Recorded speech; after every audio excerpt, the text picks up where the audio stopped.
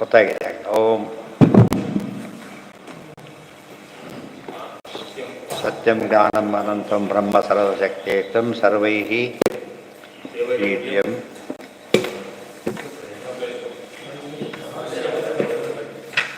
ಸರ್ವದೈವಿ ಸುಪ್ರೇಷ್ಠಂ ಬ್ರಹ್ಮವಿದಾಪ್ನೋತಿ ಪರಂ. ಅದೆಲ್ಲ ಆಗಿತ್ತು. ಅದು ಭಾಷ್ಯ. ಯಯೇಷ ಭಗವಾನ್ ವಿಷ್ಣು ಭೂತಸ್ರಷ್ಟಾ ಗುಣಾಧಿಕಃ ಸೈವ ಅನ್ನಾತ್ ಪುನರ್ಜಾತೋ ಹಿ ಅಜಾತೋಪಿ ಯತೋ ವಿಭುಃ ಅನ್ನಾತ್ಮನಿ ಶರೀರೇಸೌ ವ್ಯಜ್ಯತೆ ಸುವಿವೇಕಿಭಿಃ ಅನ್ನಸ್ಯ ಸಾರಭೂತೋಯಂ ಶರೀರಸ್ಯ ಚ ಕೇಶವಃ ಅನ್ನನಾಮ ಚ ಅನ್ನಸಂಸ್ಥಃ ಶರೀರೆ. ಇದೆಲ್ಲ ವಿಷ್ಣು ಸಹಸ್ರನಾಮ. ಅನ್ನಂ ಅನ್ನಾದಯೇವ ಚ. ಇದು ಕರೆಕ್ಟ್ ಅನ್ನ ಶಬ್ದ ಯಾತಕ್ಕೆ ಬಂತು ಹೇಳ್ತಾರೆ. ಅನ್ನನಾಮ ಚ ಅನ್ನಸಂಸ್ಥಃ ಶರೀರೇಷು ಚ ಸಂಸ್ಥಿತಃ ತತ್ ಆತೃತ್ವಾತ್ ಸರ್ವಲೋಕಾನಾಂ ಅನ್ನಮಿತ್ಯುಚ್ಯತೆ ಹರಿ. ಎಷ್ಟು ಸುಲಭವಾದ ಅರ್ಥ. ಅಲ್ಲಿ ವಿಷ್ಣು ಸಹಸ್ರನಾಮ ಎಲ್ಲವನ್ನೂ ತಿಂತಾನಾದ್ದರಿಂದ ಅನ್ನ ಅಂತ ದೇವ್ರಿಗೆ ಹೆಸರಿದೆ. ಅಂದರೆ ಎರಡಿದೆ, ತಿನ್ನಲ್ಪಡೋದು ಅನ್ನ, ತಿನ್ನೋದು ಅನ್ನ. ಆದ್ದರಿಂದ ತಿನ್ನಲ್ಪಡುವಿಕೆ ಅನ್ನೋದು ಅದನ್ನು ಅವಲಂಬಿಸಿರೋದು. ದೇವರು ಹಾಗಲ್ಲ. ಅನ್ನ ಅಂದರೆ ಅನ್ನದಲ್ಲಿ ದೇವರಿದ್ದಾರೆ ಅಂದರೆ ಅನ್ನ ಅಂತ ದೇವರು. ಅನ್ನ ಅಂದರೆ ಏನೋ ಅರ್ಥ ಉಪಜೀವಿ ಅಂತ. ಉಪಜೀವಿ ಅಂದರೆ ಏನು? ಅದ್ರ ಮೇಲೆ ನಾವು ಬದುಕಿದ್ದೇವೆ ಅಂತ. ಅದ್ರ ಮೇಲೆ ಬದುಕಿದ್ದೇವೆ. ಬದುಕಿದವರು ದೊಡ್ಡವರು, ಬದುಕಿಸಿದವರು ದೊಡ್ಡವರು.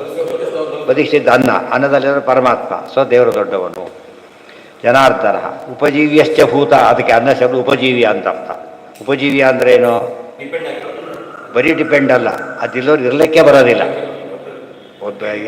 ಎಕ್ಸಿಸ್ಟೆನ್ಸೇ ಇಲ್ಲ. ಉದಾಹರಣೆಗೆ ಗಾಳಿ ಇದೆ, ಬೆಂಕಿ ಇದೆ. ಗಾಳಿ ಇದೆ, ಬೆಂಕಿ ಇದೆ. ಜೋರ ಬೆಂಕಿ ಉರಿತಾರೆ, ಗಾಳಿ ಇದೆ ಅಂತ ಅರ್ಥ. ಈಗ ಯಾವುದು ಉಪಜೀವಿ, ಯಾವುದು ಉಪಜೀವಕ? ಸರಿಯಾಗಿ ಯೋಚನೆ ಮಾಡಿ ಹೇಳುವ. ಉಪಜೀವಿ ಕೆಲವು ಪರೀಕ್ಷೆ ಮಾಡಿದರೆ ಈ ಕೆಳಗಿನ ವಾಕ್ಯಗಳಲ್ಲಿ ಉಪಜೀವ ಉಪಜೀವಕಗಳನ್ನು ಗುರುತಿಸಿರಿ. ಈಗ ದೇವರು ಎತ್ಕೊಬಿಟ್ರೆ ದೇವರು ಉಪಜೀವಕ, ನಾವು ಉಪಜೀವಿ ಆದರೆ ಅವ್ರ ಕಥೆ ಮುಗಿತದೆ. ದೇವರು ಉಪಜೀವ್ಯ. ಅವನನ್ನು ಅವಲಂಬಿಸೇ ನಾವು ಬದುಕೋದು. ಪ್ರತಿ ಸ್ಟೇಜಲ್ಲೂ ಕೂಡ, ಪ್ರತಿ ಕಾರ್ಯದಲ್ಲೂ ಉಪಜೀವ್ಯ. ಮತ್ತೆ ಒಂದರಲ್ಲ. ಇವತ್ತು ಆಫೀಸ್ ಇದೆ, ದುಡ್ಡು ಕೊಟ್ಟರೆ ಕೆಲಸ ಮುಗೀತು, ಮನೆ ಕೆಲಸಕ್ಕೆ ಬರೋದಿಲ್ಲ ಅವರು. ದೇವ್ರು ಹಾಗಲ್ಲ. ಎಲ್ಲದಕ್ಕೂ ಎಲ್ಲ ಕಾಲಕ್ಕೂ ಕೂಡ. ರಿಟೈರ್ಮೆಂಟ್ ಆಯಿತು, ಆಫೀಸ್ ಇಲ್ಲ. ದೇವರಿಗೆ ಆಗಿಲ್ಲ.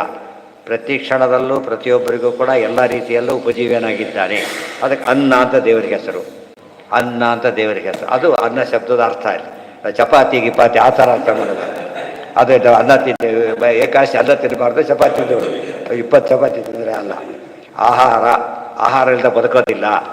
ಅದಕ್ಕೋಸ್ಕರ ಅನ್ನ ಅಂತ ಕರೀತಾರೆ. ಗಾಡಿ ಇದೆ, ಬೆಂಕಿ ಇದೆ. ಬೆಂಕಿ ಇರ್ಲಿಕ್ಕೆ ಏನು ಬೇಕು?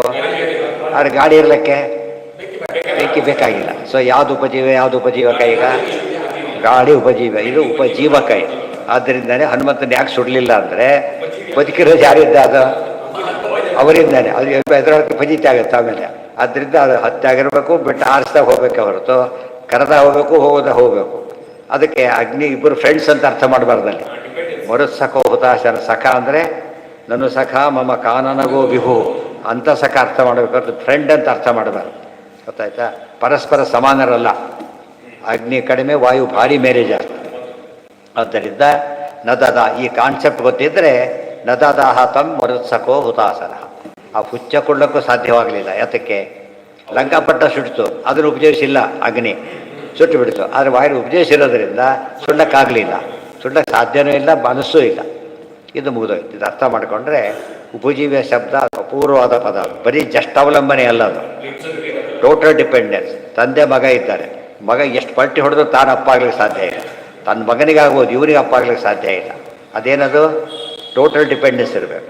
ಆ ಅರ್ಥದಲ್ಲಿ ದೇವರ ಅನ್ನ ಅಂತ ಕರೀತಾರೆ. ಸಜ್ಜಾಯಾನ್ ಸರ್ವಭೂತೇಭ್ಯ ತಸ್ಮಾತ್ ಸೌರೋಷಧಂ ಸ್ಮೃತಂ. ಒಬ್ಬ ಸ್ವಲ್ಪ ಅವರಿರ್ತಾನೆ, ಗಂಡ ಹೆಂಡತಿ ಇದ್ದಾರೆ, ಅವನು ಉಪಜೀವಕ ಇದ್ದಾನೆ. ಉಳಿದವರಿಗೆ ಅಲ್ಲ, ಅವ ಮನೆ ಮಟ್ಟಿಗೆ ಮಾತ್ರ. ದೇವರು ಹಾಗಲ್ಲ, ಸರ್ವೋಪಜೀವ್ಯ. ರಮಾದೇವಿಯಿಂದ ಪ್ರಾರಂಭ ಮಾಡಿ ಪ್ರತಿಯೊಬ್ಬರಿಗೂ ಕೂಡ ಯಾರು ಉಪಜೀವ್ಯರು? ದೇವರೇ. ಉಪಜೀವಕರು ಅನಂತ ಇದ್ದಾರೆ. ಆಬ್ಸಲ್ಯೂಟ್ ಉಪಜೀವ್ಯ. ಇನ್ನು ಬಿಂಬ ಪ್ರತಿಬಿಂಬದಲ್ಲಿ ಯಾವುದು ಉಪಜೀವ್ಯ? ಯಾಕೆ? ಬಿಂಬನೇ ಇಲ್ಲ, ಎಷ್ಟು ಕರಡೆ ಇಟ್ಟರು ಅಷ್ಟೇ. ಅದರ ಬಿಂಬ ಇದ್ದರೆ ತಾನೇ ಪ್ರತಿಬಿಂಬ ಬರೋದು. ಆದ್ದರಿಂದ ಪರಮಾತ್ಮ ಬಿಂಬನಾಗಿ ಉಪಜೀವ್ಯ. ಇವರೆಲ್ಲ ಪ್ರತಿಬಿಂಬನಾಗಿ ಉಪಜೀವಕರು ಇವರೆಲ್ಲ. ಇದೆಲ್ಲ ಯೋಚನೆ ಮಾಡಿದ್ರೆ ಟರ್ಮ್ಸಿನಿಂದ ಕ್ಲಾರಿಟಿ ಎಷ್ಟು ಬರುತ್ತೆ ಯೋಚನೆ ಮಾಡೋದು. 100 ಹೇಳೋದು ಬಂದು ಪದ ಹೇಳಿಬಿಟ್ರೆ ಸಾಕು. ಉಪಜೀವ್ಯ ಅಂದ್ಬಿಟ್ರೆ ಮುಗೀತು. ಉಪಜೀವನಕ್ಕೆ ಏನು ಮಾಡ್ತೀರಿ? ಕೇಳ್ತಾರಲ್ಲ, ಉಪಜೀವನಕ್ಕೆ ಏನು ಮಾಡ್ತೀರಿ ಅಂತ ಕೇಳ್ತಾರೆ. ಉಪಜೀವ್ಯ ಉಪಜೀವಕ. ಸಂಸಾರೇ ದಹ್ಯಮಾನಾನ ಆಶ್ರಯತ್ವ ಸ ಔಷಧ. ನೋಡಿ ಮತ್ತೆ ವಿಷ್ಣು ಸಹಸ್ರನಾಮ. ಔಷಧಂ ಜಗತಃ ಸೇತು. ಸಂಸಾರದಲ್ಲಿ ಯಾರು ಸುಟ್ಟು ಹೋಗ್ತಾ ಇದ್ದಾರೆ, ಪರಮಾತ್ಮ ನೆಮ್ಮದಿ ಕೊಡ್ತಾ ಇದ್ದಾನೆ. ದೇವರಿಗೆ ಏನಂತ ಹೆಸರು? ಔಷಧ ಅಂತ ಕರೀತಾರೆ. ಪ್ರಚುರಂ ಮಯ ಇತ್ಯುಕ್ತ ಪ್ರಚುರಾತ್ತ ಯಥೋ ಹರಿಹಿ. ಮಯ ಅಂದರೆ ಪ್ರಚುರ ಅಂತ ಅರ್ಥ. ಅತ್ತ ಪ್ರಚುರಾತ್ತ. ನಾವೆಲ್ಲ ತಿನ್ನೋದೆಲ್ಲ ಎಷ್ಟು ಸ್ವಲ್ಪ ಆದಷ್ಟು ಸಾಕಾಗಿಬಿಡತ್ತೆ, ಕೆಲವು ತಿನ್ನಲಿಕ್ಕೆ ಆಗೋದಿಲ್ಲ. ಆದರೆ ದೇವ್ರು ಹಾಗಲ್ಲ. ದೇವರು ಪರಿಪೂರ್ಣವಾಗಿ ಸ್ವೀಕಾರ ಮಾಡೋದು ತಾನೇ ತನ್ನನ್ನು. ಒಳಗಿರೋ ತಂದೆ ರೂಪ.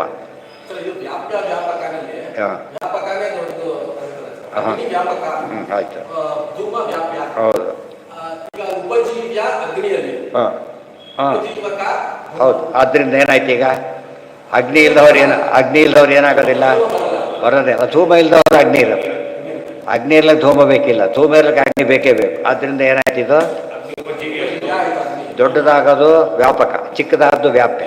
ವ್ಯಾಪಿಸಲ್ಪಡೋದು ಅದು ವ್ಯಾಪಿಸೋದು. ಗೊತ್ತಾಯ್ತಾ? ಅದು ವ್ಯಾಪ್ಯ ವ್ಯಾಪಕ ಭಾವ ಸಂಬಂಧ. ಉಪಜೀವಕ ಭಾವ ಸಂಬಂಧ, ಬಿಂಬ ಪ್ರತಿಬಿಂಬ ಭಾವ ಸಂಬಂಧ. ಈಗ ಅರ್ಥ ಮಾಡಿಕೊಂಡ್ರೆ ನಮಗೆ ಡಿಪೆಂಡೆನ್ಸ್ ಎಷ್ಟಿದೆ ಗೊತ್ತಾಗುತ್ತೆ. ಬರೀ ಪರಸ್ಪರ ಏನು ಮುಗ್ದಿಲ್ಲ. ಇವ್ರಿಗೆ ಅವ್ರಿಗೆ ಇವರು ಅದು ಹೋಯ್ತು, ಅನ್ಯೋನ್ಯ ಸೇವೆ. ದೇವರು ಹಾಗಿಲ್ಲ. ಇವತ್ತು ನಾವು ಪೂಜೆ ಮಾಡಿದ್ರೆ ನಮಗೆ ಊಟ, ದೇವರಿಗೂ ಊಟ ಇಲ್ಲ. ಆ ರೀತಿ ಹೇಳಾಗಿಲ್ಲ. ಪ್ರಚುರೈ ಸೇವ್ಯತೆ ನಿತ್ಯಂ ಅಥವಾ ಅನ್ನಮಯ ಈ ರೀತ. ಅದಕ್ಕೆ ದೇವರಿಗೆ ಅನ್ನಮಯ ಅಂತ ಕರೀತಾರೆ. ದೇಹಸ್ಯೈವ ಶಿರಸ್ಯ ಶಿರೋ ವಿಷ್ಣು. ಅದಿಷ್ಟು ನಾಳೆ ಇನ್ನು ತುಂಬ ಇದೆ, ನಾಳೆ ಕಂಟಿನ್ಯೂ ಮಾಡಿ. ಸರ್ವೇಂದ್ರಿಯ ಪ್ರೇರಕೇಣ. ಅದು ಎಷ್ಟು ವಿಷ್ಣು ಸಹಸ್ರನಾಮ ಅರ್ಥ ಆಯ್ತು ನೋಡ್ಬೇಕಾದ್ರೆ. ಸರ್ವೇಂದ್ರಿಯ ಪ್ರೇರಕೇಣ ಶ್ರೀ ಪ್ರಾಣಪತಿನೇರಿತ ಯಥವೋಚಮಹಂ ತೇನ ಪ್ರಿಯತಾಂ ಕಮಲಾಲಯ.